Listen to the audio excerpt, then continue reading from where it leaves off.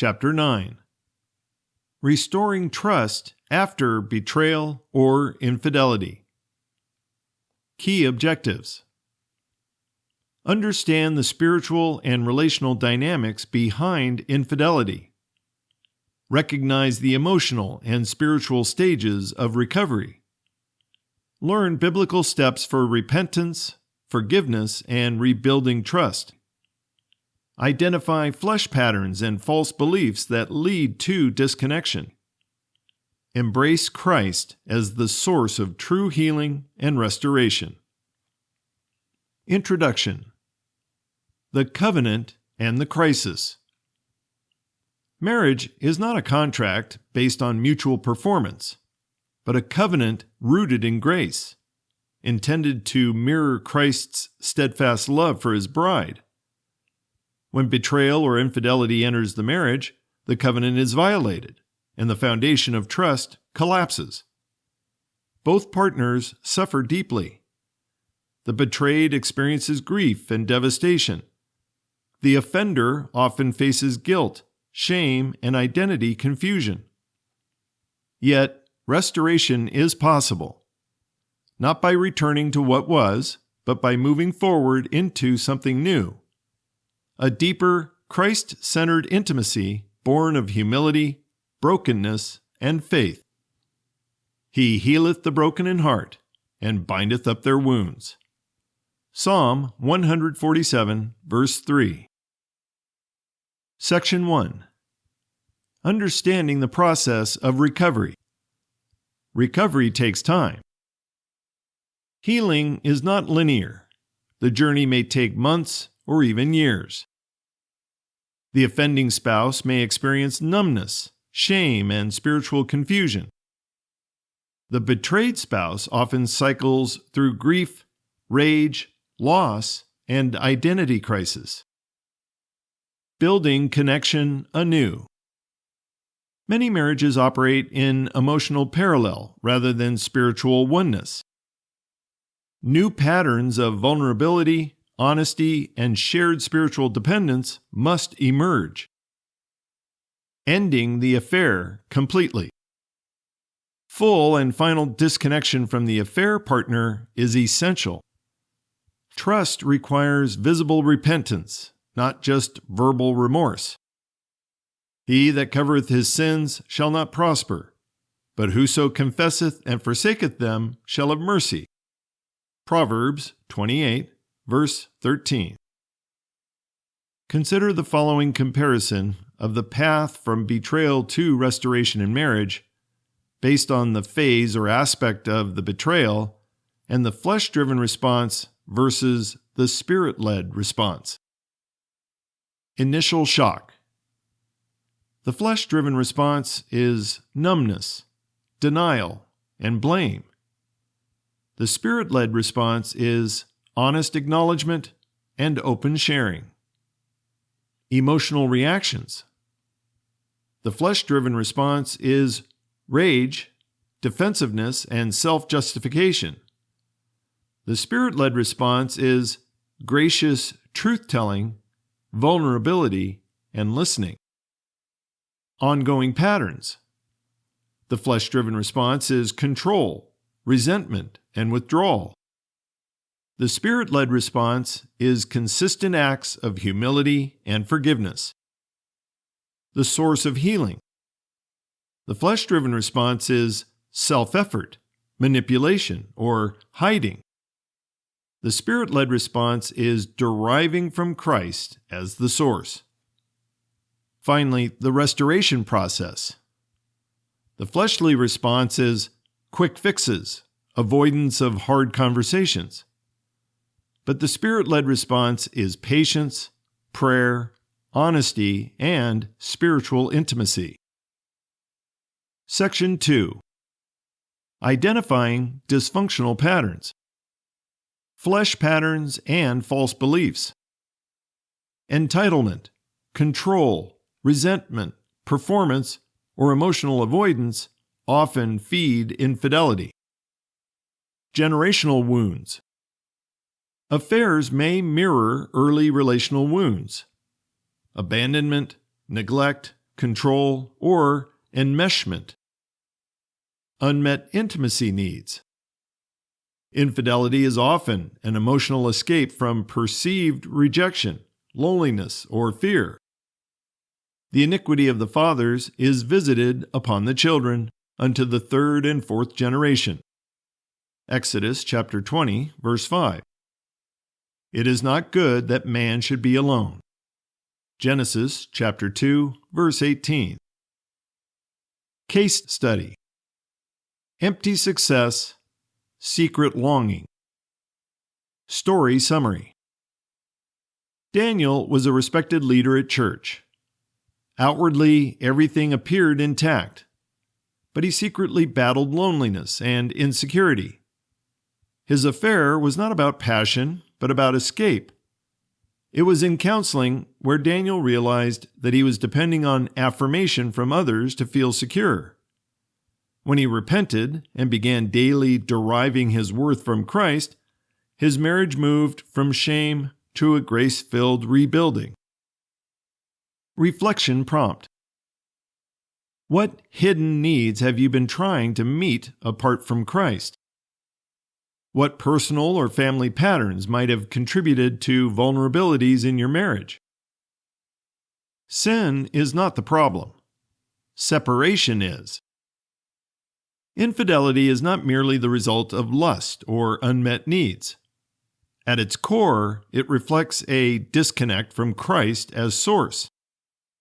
Sin flows from unbelief, when one lives as if they are independent from God. See Romans chapter 14, verse 23. Healing begins when both spouses return to the truth. We were made to derive everything from Christ, not from each other. Section 3. Emotional healing and honest expression. Grieving the loss of trust. Betrayal feels like a death, of innocence, of trust, of shared dreams. Grieving must be sacredly honored without rushing to forgiveness. Be ye angry, and sin not. Let not the sun go down upon your wrath. Ephesians chapter 4, verse 26. Illustration. The tearing and the mending. Visual description. A tapestry being violently torn in the middle. A hand labeled Christ our Healer is carefully weaving golden thread into the tear, forming a cross over the break. Caption. What betrayal tore apart, Christ can redeem. Not by patching the past, but by creating something more beautiful in its place. Processing together. Each spouse must be heard. Truth-telling without defensiveness begins the repair of intimacy. Bear ye one another's burdens, and so fulfill the law of Christ. Galatians chapter 6, verse 2. Consider the following comparison of responses in the midst of betrayal. Feeling overwhelmed. The flesh response is shutdown, emotional detachment. The Christ-derived response is, Jesus, I'm scared. Be my peace. Partner withdraws. The flesh response is cling harder or criticize. The Christ-derived response is, Jesus, be my security, not their attention. And finally, reliving the betrayal. The flesh response is to rehearse details in torment. The Christ-centered response is invite Christ into the memory for healing. Section 4. The 5 phases of recovery related to the betrayed spouse. Awareness. Shock, denial, and disorientation. Stop comparing yourself to the affair partner. And ye shall know the truth, and the truth shall make you free. John chapter 8, verse 32. Anger. Rage must be expressed honestly, not suppressed. The offender must offer full disclosure with humility. Be swift to hear, slow to speak, slow to wrath. James chapter 1, verse 19. Anguish. Grieve what was lost or never realized. A time to weep and a time to mourn. Ecclesiastes chapter 3, verse 4. Release. Release your spouse from being the source of your worth. I can do all things through Christ which strengtheneth me. Philippians chapter 4, verse 13. Reattachment and recovery. Slowly rebuild trust through truth, humility, and prayer. Confess your faults one to another, and pray one for another, that ye may be healed. James chapter 5, verse 16. Reflection prompt. In which phase of recovery do you find yourself today? Reflection prompt box. When trust is broken, it is easy to turn your spouse into the villain or the savior. Question. Am I asking my spouse to be my emotional provider, or am I letting Christ fill that role, regardless of how my spouse responds? Section 5. Healing from the offender's standpoint. Understanding the roots. What lie did I believe? What flesh pattern did I act upon? Search me, O God, and know my heart. Psalm 139, verse 23. Feeling the weight. Offenders must not simply admit, but feel the pain caused. True repentance begins with godly sorrow. See 2 Corinthians chapter 7, verse 10. Grace versus deservedness. Grace does not say, you must earn your way back. Grace says, because of Christ in you, we can walk forward together. Restoration rooted in performance demands repayment. Restoration rooted in grace invites participation with the healer within. Mutual growth goals. Identify shared wounds and fears. Create new emotional intimacy through Christ. Dwell with them according to knowledge. 1 Peter chapter 3, verse 7. Section 6. Practical steps toward healing. For both spouses. Journal thoughts, prayers, and triggers. Schedule consistent, grace-filled truth-telling times.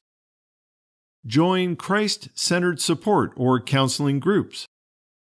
The offending spouse should write a goodbye letter to the affair partner with pastoral or counselor guidance. Let all bitterness and wrath and anger be put away from you. Ephesians chapter 4, verses 31 and 32. Section 7. The role of Christ in recovery. True recovery is not achieved through willpower. It comes by surrendering to the life of Christ within. I am the vine, ye are the branches. He that abideth in me bringeth forth much fruit. For without me ye can do nothing. John chapter 15, verse 5. Reflection prompt. How can you daily depend more fully on Christ as your source of healing and restoration? Study and reflection guide. 1. Understanding the true issue. What flesh patterns or false beliefs contributed to relational breakdown? 2. Emotional processing. What anger, grief, or fear do you need to express before God? 3. Practical actions. What specific steps can you take this week to nurture honesty and healing? 4. Identity in Christ. How does anchoring your worth in Christ change how you view your spouse and your marriage? And 5. Daily deriving. Write a short prayer to invite Christ deeper into your healing journey. Final encouragement. Your marriage does not need to return to what it was. Through Christ, it can become something even more beautiful. Restoration is not about pretending it never happened. It is about allowing Christ to redeem what the enemy meant for destruction, for His glory and for your good. Closing thoughts. Restoration is a Christ-centered rebuilding, not a return. Restoration after betrayal is not the act of recreating what once was, but of allowing Christ to birth something new through the broken pieces. The pain is real. The journey is long. But your hope is not found in the strength of your will or your spouse's performance. Your hope is Christ, the faithful one who rebuilds what sin has torn down. If you have been betrayed, know this: you are not broken beyond repair. You are seen, you are held, and your identity is not determined by what happened to you, but by the one who lives in you. If you have been the one who broke trust, restoration begins not with trying harder, but with surrendering deeper. It is not about groveling in guilt, but standing in grace, owning your actions, and walking humbly in the Spirit. In either case, the goal is not to fix the marriage for comfort's sake. It is to become more whole in Christ and let Him express His love and truth through you. Remember, Jesus does not restore from the outside in. He restores from the inside out, healing hearts, renewing minds, and reconciling souls one faith response at a time. He makes all things new. Revelation chapter 21, verse 5. Visual. The three-stranded cord of Ecclesiastes chapter 4, verse 12. Visual description.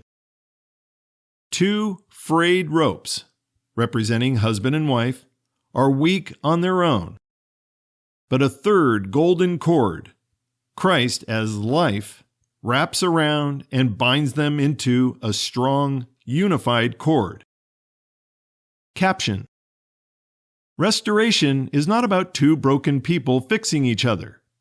It's about both holding on to the one who holds them both. Closing prayer. Lord Jesus, You are the Redeemer of broken hearts and the restorer of what sin has shattered. When betrayal has torn the fabric of our oneness, we thank You that You do not leave us in despair. You are near to the brokenhearted and mighty to heal. We confess that we cannot rebuild trust by our own strength. We cannot fix what has been fractured through human effort. But we believe You can create something new. Not a return to what was, but a resurrection into something deeper, truer, and rooted in You. Teach us to walk by faith, not by fear. Let grace be our language and truth our bond. Where blame once reigned, let forgiveness take root. Where wounds still bleed, apply the balm of Your presence.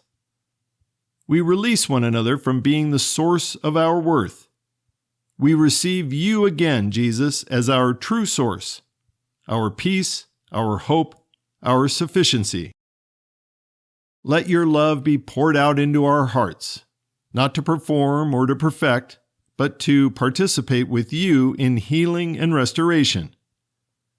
We rest in Your timing, Your wisdom, and Your ability to do what we cannot. Make our marriage a testimony, not of perfection, but of redemption. In Your faithful and healing name we pray. Amen.